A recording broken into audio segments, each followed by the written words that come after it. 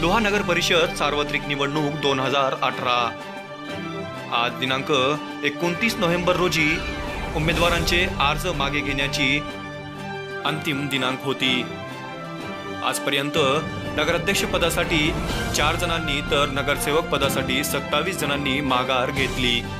नगराध्यक्ष पदाचे माघार घेतलेले उमेदवारांचे नाव हे पुढील प्रमाणे: दत्ता वसमतकर अपक्ष व शिवसेनेचे गणेश आनेराव यासह अपक्ष दत्ता शेट्टे व बोडके लक्ष्मीकांत या 4 जणांनी आपले नगराध्यक्षपदासाठी उमेदवारी अर्ज मागे घेतले आहेत। अशी सविस्तर माहिती जनतेचे मत लाईव्हशी बोलताना लोहा नगर परिषदेचे मुख्य कार्यकारी अधिकारी काकासाहेब डोईफोडे यांनी दिली आहे। नमस्कार।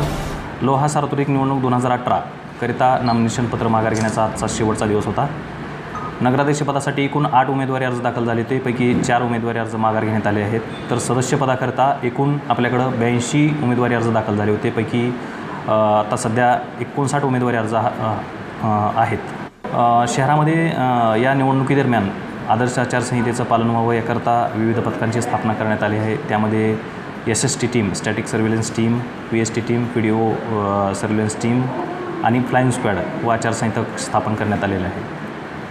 अच्छा, किती टीम आहेत एकूण? अशा 4 टीम आहेत आपल्याकडे। 4 टीम आहेत। ओके, ठीक। लोहा नगराध्यक्ष पदासाठी छाननीनंतर एकूण 8 उमेदवारांचे अर्ज होते। यापैकी 4 जणांनी माघार घेतली। तर आता लोहा नगर परिषदेसाठी 4 उमेदवार रिंगणात आहेत। यामध्ये भारतीय जनता पक्षाकडून गजानन सूर्यवंशी तथा भारतीय काँग्रेस पक्षाकडून सोनू संगेवार, बहुजन विस्थापित संघर्ष आघाडीकडून रमेश माळी, तर अपक्ष म्हणून शिवाजी आंबेकर हे रिंगणात आहेत। लोहा नगरपालिकेसाठी येत्या 9 डिसेंबर रोजी मतदान आहे, तर 10 डिसेंबरला निकाल हाती येणार आहे। ब्युरो रिपोर्ट, जनतेचे मत, लाईव्ह, लोहा, नांदेड।